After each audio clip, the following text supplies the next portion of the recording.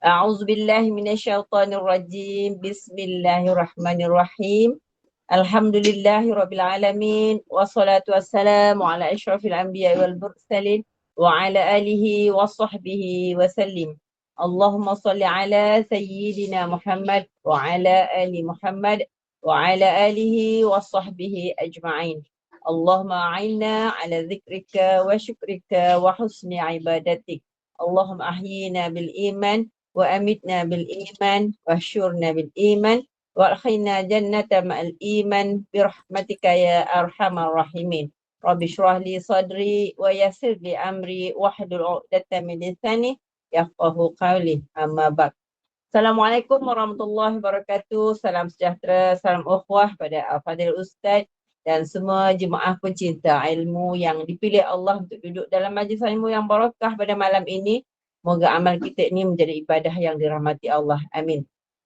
Kuliah kita ini daripada saluran Google Meet Gema Nur Iman yang dipimpin oleh yang dihormati Puan Hajah Rusniati binti Mansur dan ditadbir urus oleh seluruh ahli jawatankuasa Gema Nur Iman, akan dipimpin oleh yang berbahagia Al-Fadhil Imam Wan Abdul Halim bin Mat Yusof, Ketua Imam Masjid Sayyidina Osman Ibn Affan, dengan tajuk menjadi hamba yang bersyukur. Bagi menambahkan keberkatan majlis, mohon ihsan Ustaz untuk memimpin bacaan Ummul Quran Al-Fatihah dan pahalanya kita hadiahkan kepada baginda Rasulullah sallallahu alaihi wasallam, keluarganya dan para sahabat, para anbiya, para solihin, alim ulama, guru-guru kita, ibu bapa kita dan keluarga kita, para pejuang Palestin dan semua muslimin dan muslimat sama ada yang masih hidup ataupun telah kembali ke rahmatullah. Al-Fatihah. الفاتحة. أعوذ بالله من الشيطان الرجيم. بسم الله الرحمن الرحيم. الحمد لله رب العالمين الرحمن الرحيم مالك يوم الدين إياك نعبد وإياك نستعين اهدنا الصراط المستقيم صراط الذين أنعمت عليهم غير المغضوب عليهم ولا الضالين آمين. Amin, amin ya Rabbal Alamin. Untuk meneruskan majlis, saya dengan penuh takzim menyerahkan majlis ini kepada Al-Fadhil Ustaz. Dengan segala hormatnya, dipersilakan Ustaz. Assalamualaikum warahmatullahi wabarakatuh. Bismillahirrahmanirrahim. Alhamdulillahi rabbil alamin. Assalatu wassalamu ala ashrafil anbiya'i wal mursalin wa ala alihi wa sahbihi ajma'in. Rabbi shrah li sadri wa yassir li amri wahlul 'uqdatam min lisani yafqahu qawli. Allahumma faqihna fid din wa 'allimna fit ta'wil wahdina ila siratikal mustaqim. Amin ya rabbal alamin.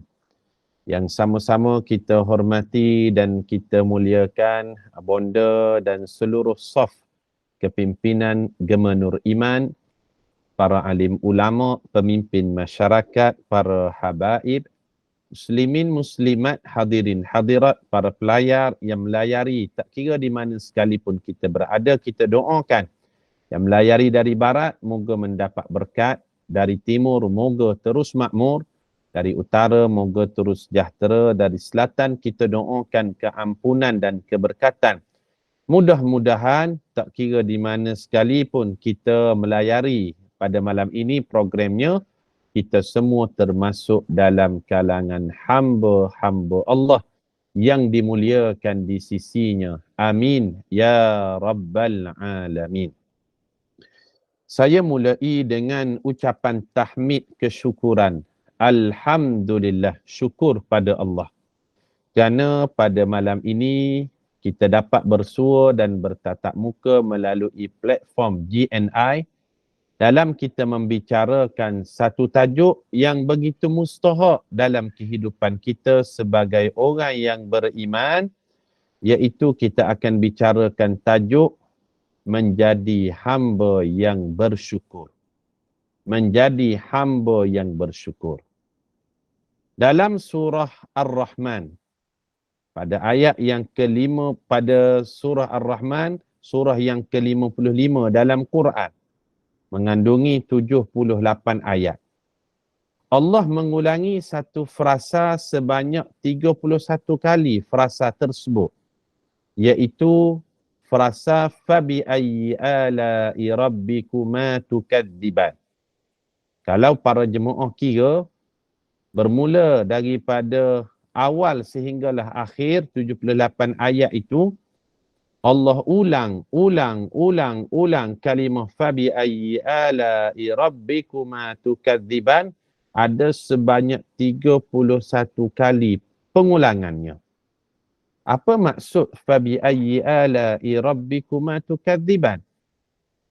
Maka nikmat apa lagikah yang aku perlu beri pada engkau tetapi engkau tetap mendustakan nikmat tersebut. Masya Allah.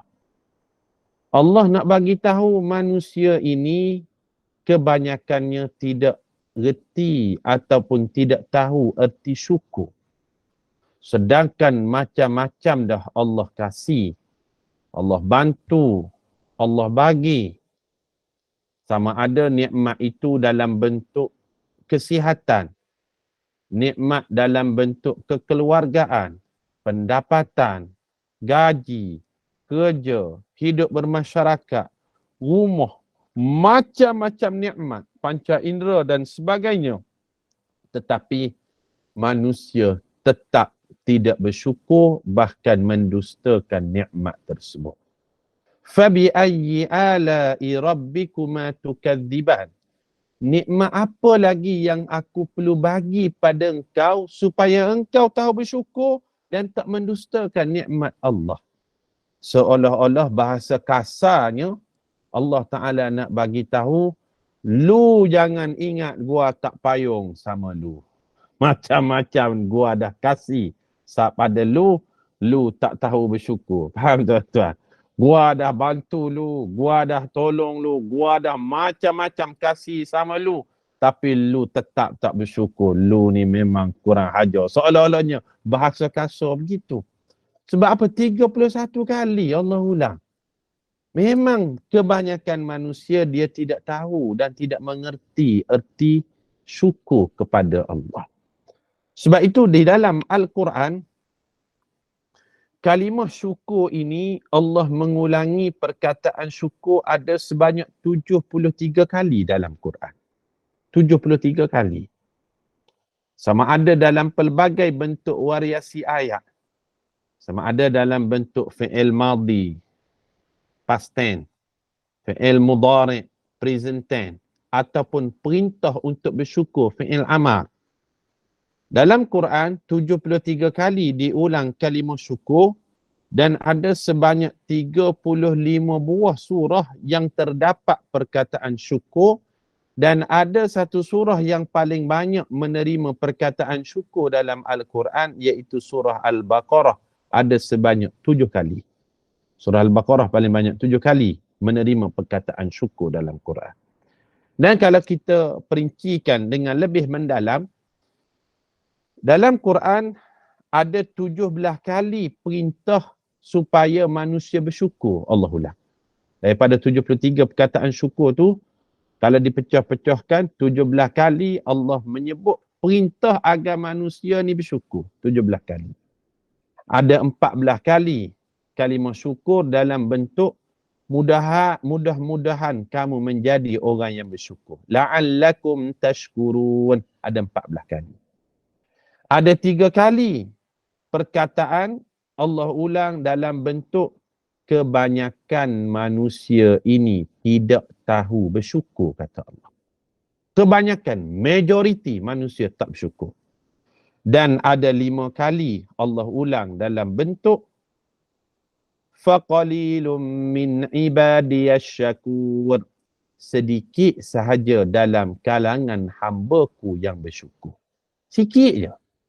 Maknanya kalau sebut sikit ni, minoriti sahaja orang yang tahu bersyukur terhadap segala macam nikmat Allah Subhanahu wa taala.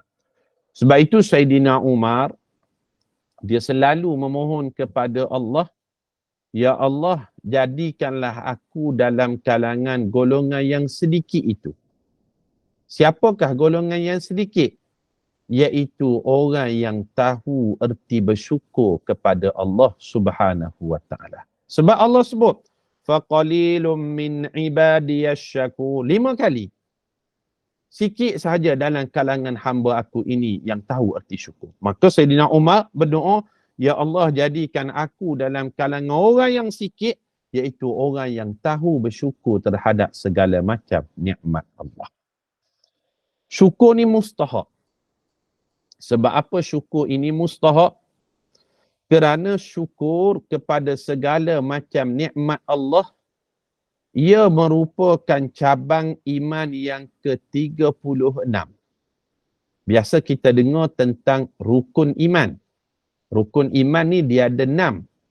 Beriman pada Allah, pada Nabi, malaikat, kitab, hari kiamat, qada dan qadar. Itu rukun. Manakala dalam bab ilmu tentang iman, dia ada satu lagi pembahasannya, iaitu tentang cabang-cabang iman. Cabang-cabang iman ni, kata Imam Al-Baihaqi, cabang iman ada sebanyak 77 cabang. 77 cabang. Pokok iman, dia mempunyai ranting ataupun cabangnya ada sebanyak 77 ranting dan cabang. Dan syukur kepada Allah terhadap segala macam nikmat, dia merupakan cabang iman yang ke-36. Cabang iman yang ke-36. Cabang iman yang pertama hingga yang ke-6 tu, itu rukun iman lah. Kemudian ada cabang iman namanya solat, cabang iman namanya zakat. Syukur, dia berada pada cabang iman yang ke-36. Dengan kata lain, mana-mana orang yang mengaku beriman tetapi dia tidak tahu bersyukur terhadap segala macam nikmat Allah, sebenarnya boleh kita katakan imannya belum cukup sempurna. Sebab apa? Syukur itu merupakan salah satu daripada cabang dan ranting keimanan yang sempurna. Para ulama nak mengatakan bahawasanya syukur ini sangat-sangat besar nilainya. Sebab apa syukur ini besar nilainya? Sebab syukur adalah salah satu daripada sifat yang akan kekal sampai dalam syurga. Sifat-sifat yang lain di dunia ni dia akan berakhir kelak. Sifat sabar. Sampai satu masa sifat sabar dalam syurga dah tak ada sifat sabar. Tapi sifat syukur masih ada dalam syurga. Sabar dalam syurga tak perlu sabar dah. Ke ada lagi sabar dalam syurga? Tak ada dah.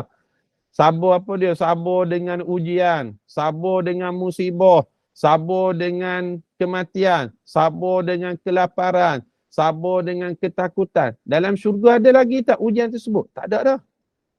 Sabar menjalankan perintah Allah, sabar nak solat, sabar menuntut ilmu, sabar nak pergi umrah, sabar nak puasa. Dalam syurga tak ada dah ibadat.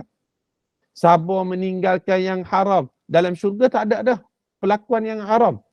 Maka kata para ulama, sabar sudah tak ada dalam syurga. Tapi syukur masih ada. Syukur dengan macam-macam nikmat syurga. Itu masih ada syukur. Apa lagi sifat yang akan hilang bila di syurga kelak? Sifat qanaah. Sifat qanaah ni berasa cukup dengan apa yang ada. Dalam syurga sifat qanaah tak ada dah. Dalam dunia ni sifat qanaah, rasa cukup, ada lagi kan? Ada orang berasa cukup, ada orang tak cukup. Tak cukup dengan kereta satu, tak cukup dengan tudung. Tudung tu kalau boleh 10 color ada. Macam-macam atas kepala dia letak. Ada bawah, siakak, petang gigi. Macam-macam kalau kita tengok kerapu ada, jenah ada. Sabar. Qanaah. Order barang kat Shopee kadang-kadang kan. Isteri kita Allahu Akbar. Dah macam saudara dah orang yang hantar barang Shopee tu.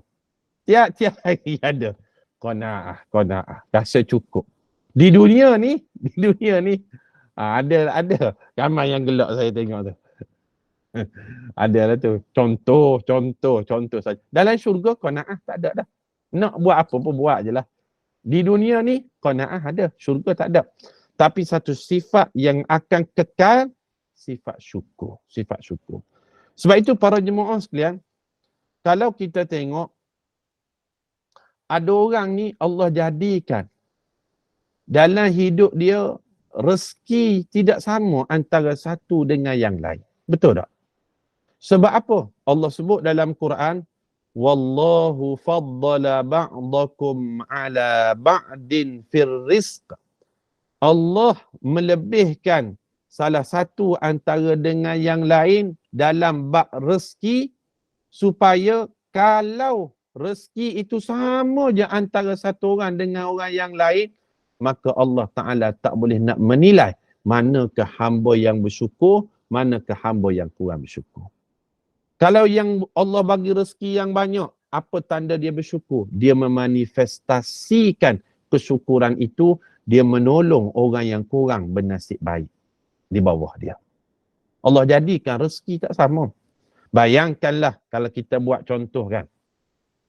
Pada malam ni, setiap daripada kita ni jemaah GNI, tiba-tiba dalam rumah kita dapat satu beg bernilai 1 juta ringgit. 1 juta ringgit. Tiba-tiba di rumah dapat 1 juta ringgit. Saya semua dapat. Bila dah dapat 1 juta ringgit, semua dapat ni. Semua kampung, semua negeri, semua dapat 1 juta. Sama je rezeki dia. Pagi esok, kita pun nak pergi ke bank. Kita kebetulannya kereta tak ada, orang miskin. Contoh, kita pun cubalah nak order Grab. Setengah jam kita order Grab, tak ada juga Grab yang ambil order kita. Rupa-rupanya pemandu Grab pun dapat juga 1 juta ringgit malam tadi. Sudah. Kita pun dah tak ada pemandu Grab. Kita pun pergilah dengan motor kita nak pergi simpan duit yang kita dapat 1 juta malam ni. Pergi dengan motor. Tengok motor minyak dah kurang. Pergilah ke stesen minyak untuk isi minyak. Rupa-rupanya Bangladesh pekerja pam stesen minyak pun dapat juga 1 juta ringgit semalam. Stesen minyak tutup. Tak apalah, kita pergi jugalah bank. Minyak tak ada pun pergi bank. Rupa-rupanya sampai depan bank pun tutup juga. Sebab apa? Gak yang jaga bank tu pun dapat 1 juta ringgit juga semalam. Sudah. Kita pun dah lapar nasi dah ni. Pergilah cari kedai makan. Rupa-rupanya kedai makan pun tutup juga. Sebab apa? Penjual kedai makan pun dapat juga 1 juta ringgit. Bayangkanlah apa yang terjadi kalau semua rezeki itu diagihkan Allah dalam bentuk sama rata. Maka Allah jadikan sedekah, infak, wakaf dan kemuncaknya zakat yang wajib. Jangan kita lihat zakat tu wajib saja, tetapi itu lambang Allah nak menilai manakah hamba-Ku yang bersyukur dan manakah hamba-Ku yang bila diberikan macam-macam nikmat, mereka ini tidak bersyukur terhadap segala macam nikmat Allah. Sebab itu para jemaah sekalian, dalam Al-Quran surah Ibrahim, Allah menceritakan mana-mana hamba-Nya yang bersyukur terhadap segala macam nikmat Allah, Allah menjanjikan nikmat itu akan dijaga dan akan ditambah. Dan sesiapa yang tidak mensyukuri bahkan mengkufuri nikmat, Allah menjanjikan padanya azab yang pedih. Di dunia kalau dia dapat nikmat sekalipun, nikmat itu dalam bentuk azab istidraj, di hari akhirat kelak akan dikenakan azab yang pedih. Surah Ibrahim ayat yang ke-7 Allah Ta'ala berfirman, وَإِذْ تَأَذَّنَ رَبُّكُمْ لَإِنْ كَفَرْتُمْ لَأَزِيدَنَّكُمْ وَلَئِنْ كَفَرْتُمْ إِنَّ عَذَابِي لَشَدِيدٌ.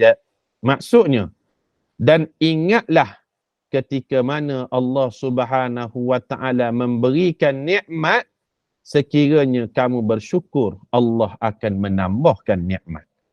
Dan sekiranya kamu mengkufuri nikmat, sesungguhnya azab Allah itu sangatlah pedih. Siapakah orang yang mengkufuri nikmat? Kata Abu Ya Hamka dalam tafsir Al-Azhar. Abu Ya Hamka ini, Hamka namanya Haji Abdul Malik Karim Amrullah Hamka. Dia katakan orang yang tidak mensyukuri nikmat ini ada dua bentuk, dua jenis golongannya. Jenis yang pertama, orang yang tidak mensyukuri nikmat, orang yang sudah dapat nikmat tetapi dia banyak komplain terhadap nikmat tersebut. Dia banyak komplain. Dia dah dapat nikmat tapi dia banyak komplain nikmat itu. Ini orang yang tak bersyukur. Contoh. Kita ada telefon baru kan. Apa telefon yang paling baru? Telefon iPhone dah contoh. iPhone 15. Orang lain bila kita tengok pakai iPhone 15 ni, orang pujilah. Cantiknya iPhone baru awak. Mahal harganya. Mesti dapat bonus ni beli iPhone baru. Contoh. Kita yang dah dapat nikmat tadi, kita komplain iPhone kita yang baru tadi. Kita komplain apa dia? iPhone ni tak bagus, bateri cepat habis kata dia. Nak dibandingkan dengan Oppo, Huawei, Samsung, paling kurang tahan juga 2 hari baterinya. iPhone ni 1 hari dah habis dah. Dia komplain. Sedangkan yang dia komplain itu adalah nikmat yang kalau dapat pada orang lain sangat syukuri. Subhanallah. Sebenarnya benda ni banyak berlaku dalam kehidupan kita. Kadang-kadang tanpa kita sedar, ucapan kita itu sebenarnya menjurus kepada tidak mensyukuri nikmat. Faham tak? Tidak mensyukuri nikmat. Dah dapat nikmat, kadang-kadang kita hanya nak merendah diri saja. Nak merendah diri. Orang puji cantiknya kereta awak. Ini kereta baru beli ni kan. Kereta apa dia, Honda CR-V. Baru keluar kan, contoh. Kita komplain kereta tadi. Kita kata kereta ni minyak dia parak. Sekali isi RM100 kita cakap. Banding dengan Myvi saya tu RM50. Kita komplain. Padahal awak cakaplah Alhamdulillah, syukur pada Allah. Ini nikmat. Alhamdulillah, Allah bagi sebagai bentuk pinjaman. Patutnya jawab begitu. Tanpa sedar, dia sedang komplain dengan nikmat tersebut. Kerja contoh kan. Dia ada kerja yang baik, sebagainya. Naik pangkat pula tu. Dah naik pangkat. Dia komplain. Walaupun naik pangkat, kerja banyak, tak ada masa dengan keluarga, letih. Bagai-bagai. Banyak komplain. Orang lain kalau boleh nak sangat kerja tu. Dapatkah awak komplain? Sebenarnya itu orang yang tidak mensyukuri nikmat tanpa sedar. Banyak tak berlaku dalam kehidupan kita ni? Banyak. Kadang-kadang ucapan dia tu hanya nak merendah diri. Supaya awak janganlah puji terlalu banyak sangat. Dia merendah diri, tetapi dalam masa yang sama, dia merendah-rendahkan nikmat yang dia dapat. Itu sebenarnya tidak mensyukuri nikmat. Subhanallah. Maka mulai hari ni jangan banyak sangat komplain lah. Kadang-kadang makanan kat depan baru je gigit. Sekali gigit je, dah komplain macam-macam lah. Tak sedap lah, itulah, inilah, kerah lah, manis lah, tawa lah. Semua komplain, tak kena. Sedangkan itu adalah nikmat. Maka itulah kata Allah, sikit sahaja dalam kalangan hamba aku ni, walaupun dia dah diberi nikmat, fabi ayyi ala'i rabbikuma tukadziban. Dia tetap mendustakan nikmat tersebut. Ini orang yang pertama, kata Hamka. Orang yang sudah ada nikmat, tetapi dia komplain nikmat yang sedia ada. Yang kedua, siapakah orang yang tidak mensyukuri nikmat? Kata Hamka, orang yang tidak mensyukuri nikmat itu adalah orang yang dah dapat nikmat, tetapi dia tidak syukuri nikmat yang sudah ada, tetapi nikmat yang belum dapat itulah yang dia nak sangat. Faham tak? Yang dah ada nikmat ni dia tidak syukuri. Yang belum dapat itulah yang dia kejar-kejarkan. Contoh, kita kan penceramah masjid dan surau. Biasanya kalau pergi masjid, pergi surau, pihak masjid ataupun surau sediakan air mineral. Mineral macam ni dia sediakan. 300 ml mineral. Kalau hajat di hati penceramah, kadang-kadang kita nak juga sambil-sambil kuliah ada hot chocolate ke, ada teh tarik ke, caramel macchiato, contoh sajalah. Contoh, ada caramel macchiato sedap juga dah. Sambil-sambil kuliah minum teh tarik. Tapi oleh kerana dah disediakan air mineral dan itu pun nikmat, syukuri sahajalah. Faham tak? Sebab itu orang tua-tua mengajarkan kepada kita, kalau awak tidak dapat apa yang awak nak, maka syukurilah apa yang sedang awak dapat. Kadang-kadang kita banyak melihat pelangi di atas kepala orang lain. Seronoknya Cik Tam cuti luar negara. Contoh. Seronoknya orang tu pergi overseas. Seronoknya macam-macam. Compare pula dengan suami sendiri pula. Awak ni tak bawa dah saya pergi jalan-jalan cuti sekolah. Syukurilah.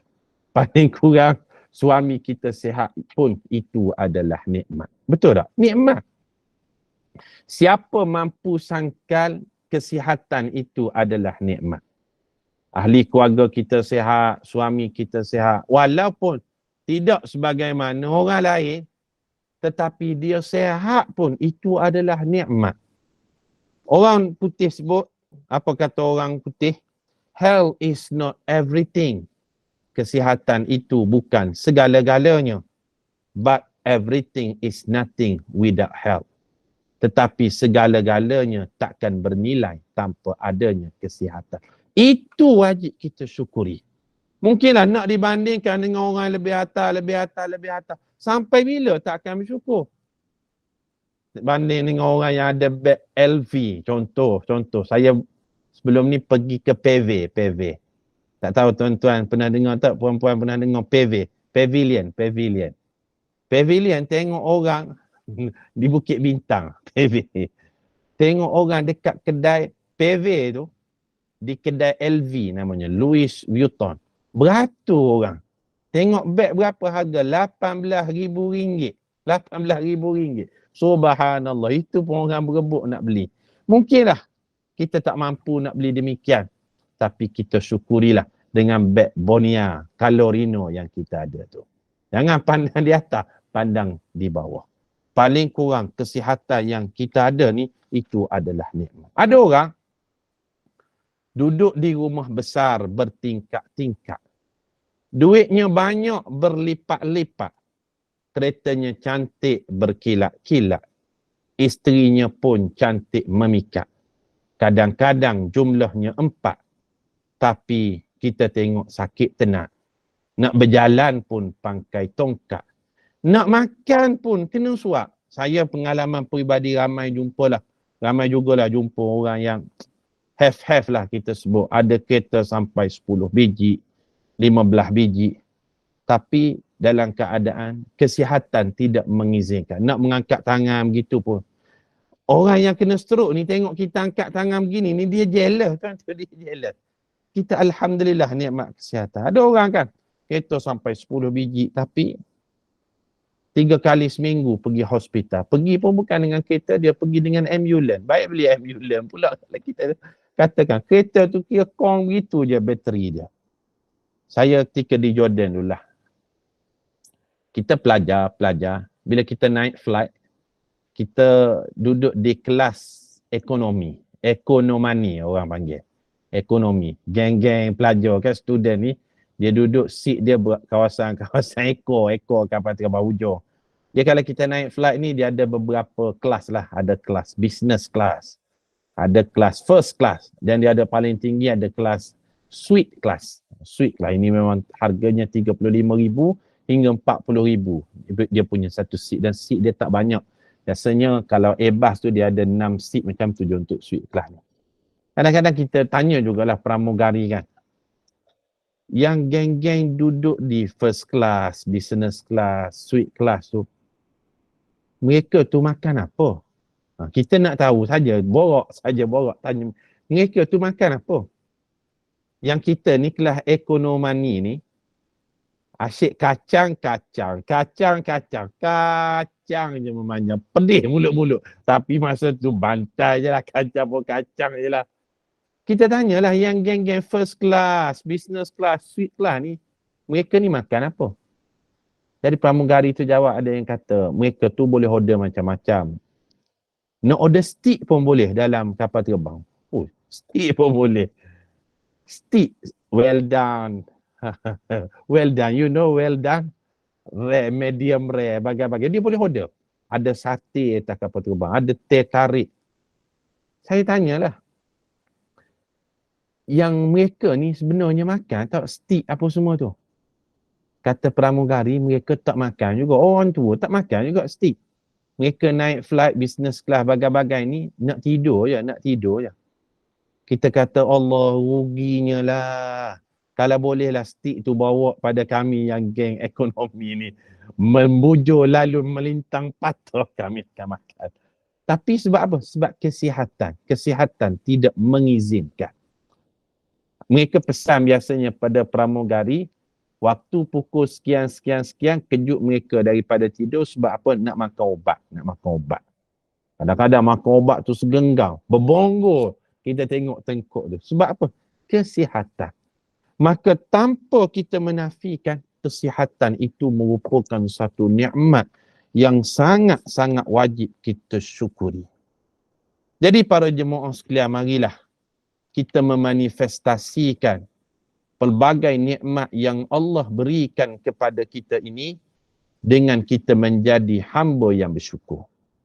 Salah satu cara kita membentuk manifestasi kesyukuran kita adalah dengan kita menjaga solat sebenarnya. Sebab ada satu hadis yang sahih yang diriwayatkan oleh Imam Muslim. Satu hari Aisyah radhiyallahu anha menceritakan tentang bagaimana solat Rasulullah sallallahu alaihi wasallam. Kana Rasulullah sallallahu alaihi wasallam yaqumu minal laili hatta tatafattara qadamahu. Rasulullah itu kalau dia solat sunat pada waktu malam, kata Aisyah, sampai kakinya itu macam bengkak. Sebab apa bengkak? Dia tegak lama. Bila tegak lama, darah tidak turun ke kaki. Bila darah tak turun ke kaki, itulah menyebabkan macam menggelembung sikit kaki Nabi. Sebab apa? Rasulullah dia baca ayat-ayat yang panjang. Antaranya kata Huzaifah Al-Yamani, dibaca surah Al-Baqarah. Aku sangkakan bila di akhir Al-Baqarah Rasulullah rukuk, rupanya disambung dengan Ali Imran. Aku sangkakan di akhir Ali Imran Rasulullah rukuk, tetapi disambung dengan An-Nisa. Surah An-Nisa. Aisyah tanya, wahai Rasulullah, limadha tasna'u hadha? Kenapa awak buat demikian? Bukankah dosa awak kalau ada sekalipun Allah dah ampunkan yang sebelum dan selepasnya? Apa jawapan Nabi sallallahu alaihi wasallam? Tajuk kita pada malam ni. Rasulullah katakan, afala akuna abdan syakura. Aku lakukan demikian wahai Aisyah kerana aku nak menjadi hamba Allah yang bersyukur. Subhanallah. Di sini baru kita faham, rupa-rupanya salah satu bentuk manifestasi kesyukuran terhadap segala macam nikmat Allah adalah dengan menjaga solat fardu, dan kalau dalam solat sunat, tegak lama dalam solat sunat. Itulah manifestasi tanda kesyukuran hamba kepada Tuhannya. Apabila subuh sudah utuh, pagi tumbuh, hati jadi teduh, peribadi tidak angkuh, keluarga tidak keruh, damai akan berlabuh. Kalau zuhurnya teratur, dirinya akan jadi jujur, hati takkan kufur, rasa selalu syukur, amal takkan uzur, keluarga makin akur, peribadi makin makmur. Apabila asarnya kelar, jiwa jadi sabar, raga jadi tegar. Senyum makin lebar, rezeki makin lancar. Kalau maghribnya tertib, wiridnya akan jadi sahabat karib.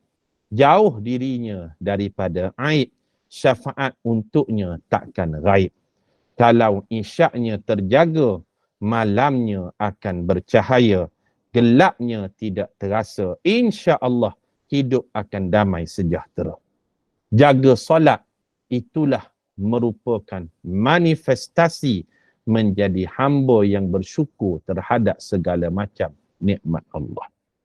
Saya kongsilah pengalaman saya. Saya salah seorang daripada penolong pendaftar nikah cerai rujuk wilayah persekutuan. Ataupun penolong qadi lah. Orang nak nikah, nak cerai, nak rujuk, biasanya akan jumpa dengan kita. Macam-macam masalah orang mengadu datang ke pejabat.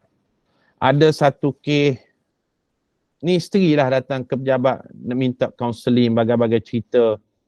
Suami dia ni kerja elok, orangnya baik, tapi tidak solat. Itu kes pertama.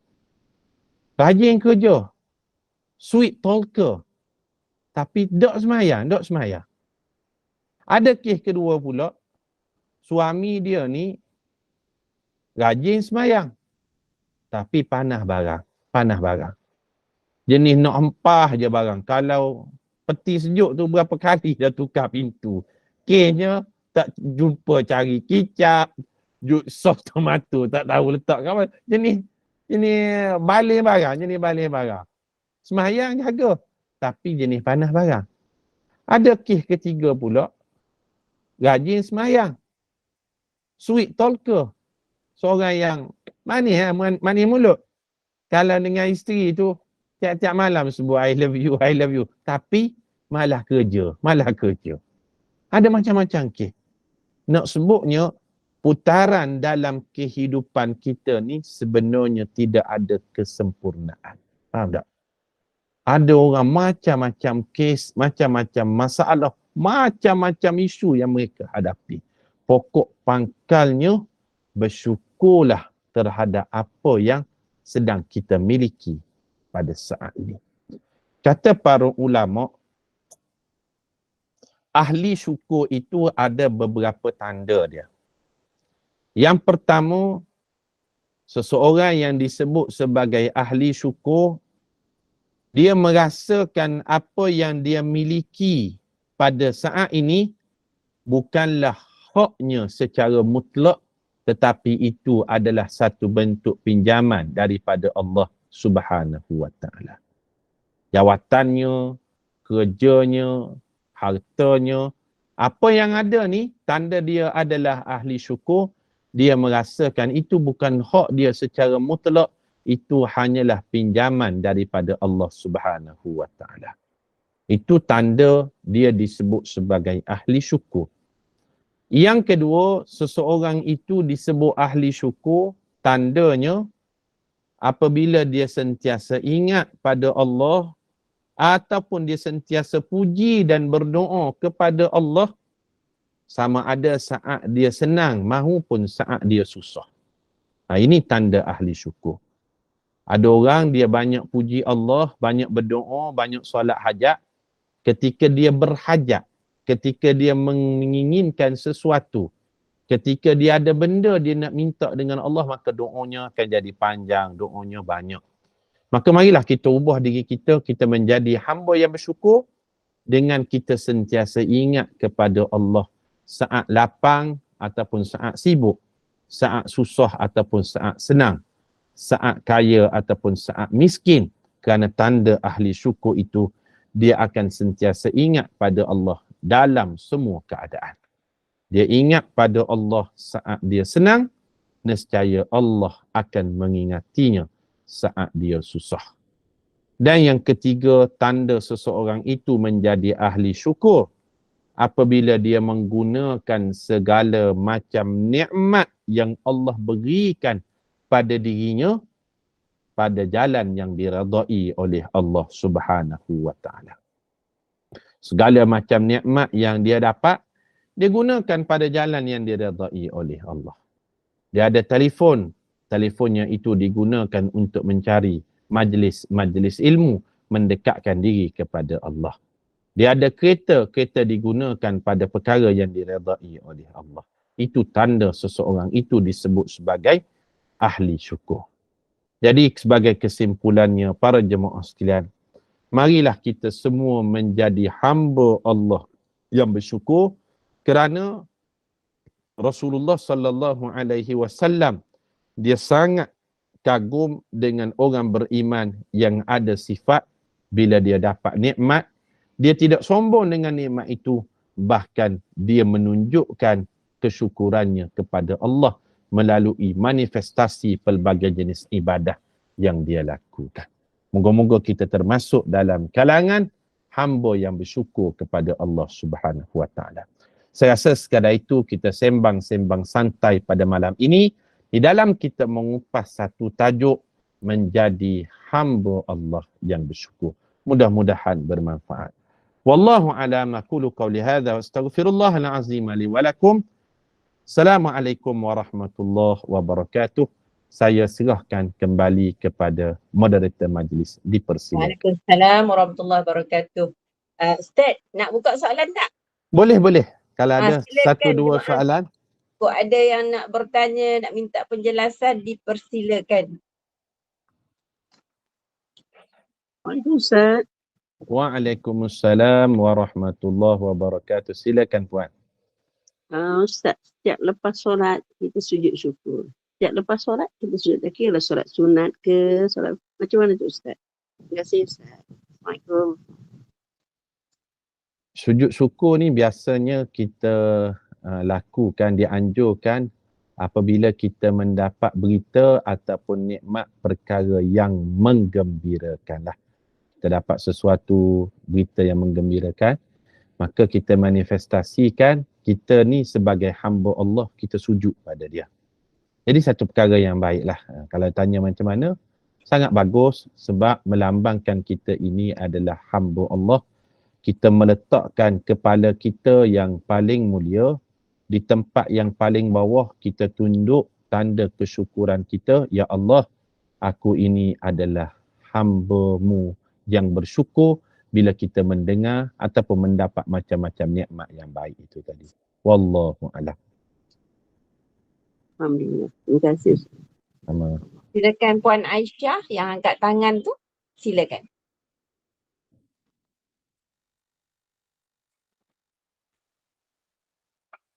Puan Aisyah, ada nak bertanya soalan? Dari tadi dia terangkat tu benda. Terangkat. Kalau tak ada, okay. Silakan siapa orang lain yang boleh yang nak bertanya soalan. Ustaz, Ustaz, saya nak tanya sikit. Waalaikumsalam. Kita memang macam kita sebagai memang cuba belajar untuk bersyukur ke atas segala nikmat yang dapat kan. Macam mana kalau bila kita belajar untuk bersyukur, di samping itu kita nak hilangkan satu perasaan dalam yang terdetik kita seperti riak, ujub di antara dua-dua tu. Bila kita bersyukur, macam kita tak boleh kita nak cuba bersyukur dan kita nak buang benda-benda yang negatif yang datang, orang kata pelintang macam di hati, di fikiran kita tu. Nak ciptakan dia betul-betul dia tulus tu. Jadi macam mana tu Ustaz? Okey, saya tak berapa dengar sangat soalannya, tapi berkenaan dengan riak lah kan? Riak, ujub yang mana benda tu kita nak elakkan. Kadang-kadang kan bila bersyukur kita tu, kita macam ada satu megah. Walaupun kita tak nak, kadang-kadang tu kata dia macam terlintas sikit kan. Jadi kita nak elakkan benda yang benda yang kita cubakan supaya kita bersyukur, makna telus. Kita tak nakkan supaya yang datang yang hinggap benda-benda yang kecil-kecil macam tu boleh merosakkan kita di dalam diri kita. Okey, terima kasih. Antara cabaran menjadi hamba yang bersyukur ni, dia akan berdepan dengan cabaran talbisul iblis. permainan ataupun bisikan daripada iblis. Iblis buat macam mana? Iblis akan bisikkan dalam hati kita supaya kita mengheboh-hebohkan kesyukuran kita ni, akhirnya timbul perasaan riak, ujub, sum'ah, takabur dan lain-lain. Itu apa? Jadi itu macam kita tak bercerita, tapi kan benda tu macam kita dalam diri kita sendiri. Okey. Dalam diri lah, itu tak, kita tak cerita, tapi dalam diri terdetik kan. Contoh, Macam hebat juga aku ni, contoh macam tu lah kan. contoh, padahal benda tu dah dicakap, kita tak boleh ada yang untuk, jangan rasa macam kita rasa benda tu kita. Jadi itu yang kadang-kadang sikit sebanyak tu kita nak hilangkan bahawa benda tu yang kita dapat tu sebenarnya betul-betul Dari Allah. dari Allah. Itu yang macam mana kalau kita nak elakkan untuk kita bercerita dengan orang, mungkin insya-Allah kita dah boleh, kita dah belajar cara tu. Okey, dalam hati kita lah. Perbanyakkan Ya. perbanyakkan membaca hauqalah. Hauqalah ni kalimah la haula wala quwata illa billah. Perbanyakkan membaca hauqalah. Bila terdetik sahaja perasaan nak riak, takabur, sum'ah dan lain-lain dalam hati tu, sebut terus la haula wala quwata illa billah. Aku tidak ada daya melainkan semuanya dengan izin daripada Allah. Wallahu a'lam. Macam saya kadang saya terlintih tu astagfirullahalazim, itu pun ada. Istighfar, hauqalah, itu dianjurkan lah. Okay. Terima kasih Ustaz. Sama. Alhamdulillah. Assalamualaikum warahmatullahi wabarakatuh, Ustaz. Waalaikumsalam warahmatullahi wabarakatuh. Saya nak tahu yang Ustaz sebut tadi pada sedikit kalanganmu yang bersyukur tu, yang doa tu, doa daripada Sayyidina Umar tu kan Ustaz. Tu adakah doa yang doa apa tu ya Ustaz? Yang dalam Al-Quran Dia bukan dalam Quran. Rabbi auzi'ni tu ke Ustaz? Rabbi auzi'ni an ashkura ni'mataka allati tu ke? Bukan. Itu doa yang Rasulullah amalkan. Tetapi Sayyidina Umar sentiasa mengharapkan diri dia menjadi orang yang sedikit, golongan yang sedikit. Kalau Rabbi auzi'ni itu tadi, itu doa yang Rasulullah sallallahu alaihi wasallam amalkan. Doa supaya dia menjadi orang yang bersyukur. Tapi Sayyidina Umar dia selalu minta agar dia menjadi golongan yang sedikit. Siapa golongan yang sedikit? Yang disebut dalam Quran, faqalilum min ibadiyasy syakur. Sikit sahaja dalam kalangan hamba Allah yang tahu erti syukur. Jadi kita kena sentiasa berdoa dalam hati kita, sentiasa bersyukurlah apa yang kita lakukan segalanya. Ya betul. Macam tu. Terima kasih Ustaz. Sama. Assalamualaikum Ustaz. Waalaikumsalam warahmatullahi wabarakatuh. Silakan Puan. Saya bersyukur setiap hari, setiap saat, setiap waktu atas pemberian Allah. Tapi dalam masa itu juga saya sentiasa bermohon pada Allah nak lebih lagi. Contohnya saya sakit, tak boleh berjalan. Lepas tu saya boleh berjalan. Tapi tak boleh jalan macam biasalah. Berkursi roda juga. Lepas tu dulu saya tak boleh bangun sendiri, saya tak boleh mandi sendiri. Sekarang saya dah boleh buat semua sendiri. Tapi saya masih lagi minta pada Allah supaya saya lebih sihat lagi. Bersihat lagi daripada saya sekarang. Kadang-kadang saya rasa Allah marah pada saya. Macam saya ni tak bersyukur. Tapi saya bersyukur Ustaz, saya bersyukur hari-hari. Saya bangun je, celik je mata. Allah Akbar, saya bersyukur. Tapi saya masih lagi minta pada Allah, ya Allah Tuhanku. Aku nak berjalan lebih lagi. Aku nak pergi Mekah tu, aku nak buat lebih lagi daripada aku buat daripada kursi roda. Jadi dalam hati saya, Allah marah kepada aku ni. Lepas tu, dalam masa saya minta-minta ni, saya tak sakit. Saya minta sihat, saya sakit. Saya batuk lah, saya demam lah, saya apalah. Adakah itu kemurkaan Allah pada saya Ustaz? Masya Allah, subhanallah, la hawla wa la quwata illa billah. Yang saya sampaikan tazkirah pada malam ini itu hanyalah kulitnya sahaja. Tetapi praktikal kesyukuran ini dikongsikan oleh Puan Hajah Wan Aisyah. Itulah lambang orang yang bersyukur. Subhanallah. Yang saya sampaikan cuma kulitnya ataupun cuma teorinya. Praktikalnya apa yang kita dengar sebentar tadi. Maka adakah salah kita minta lebih? Ya Allah, aku ni sakit.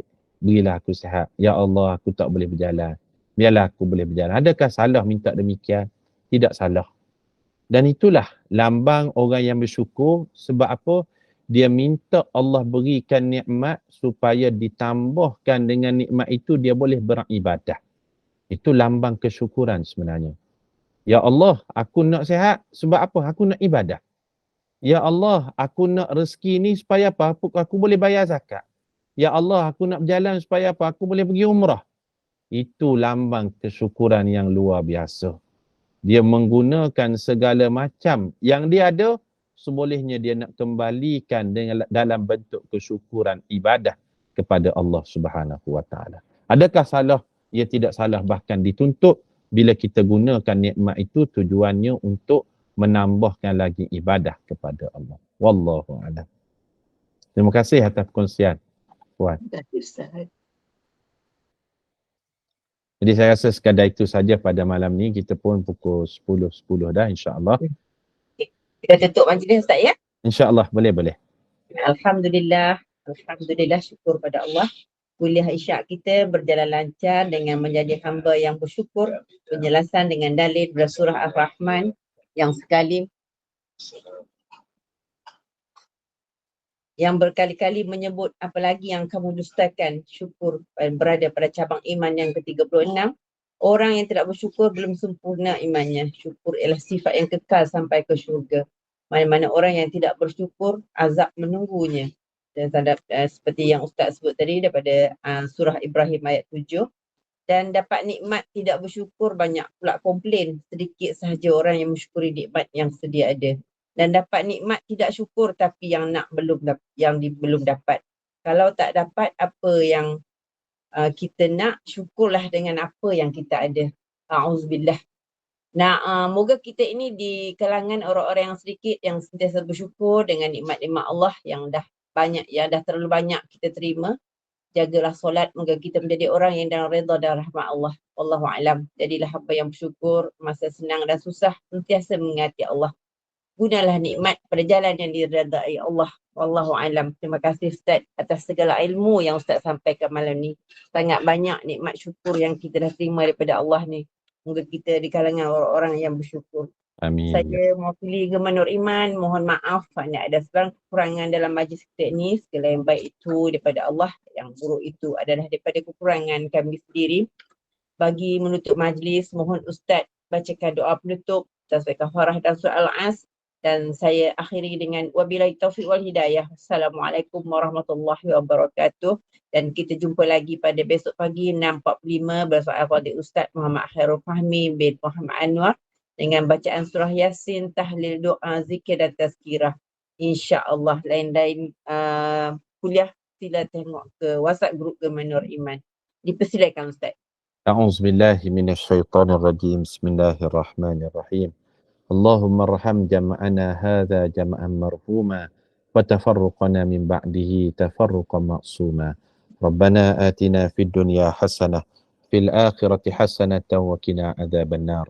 Sallallahu ala nabiyyina Muhammad wa ala alihi wa sahbihi wa baraka wa sallam. Alhamdulillahi rabbil alamin.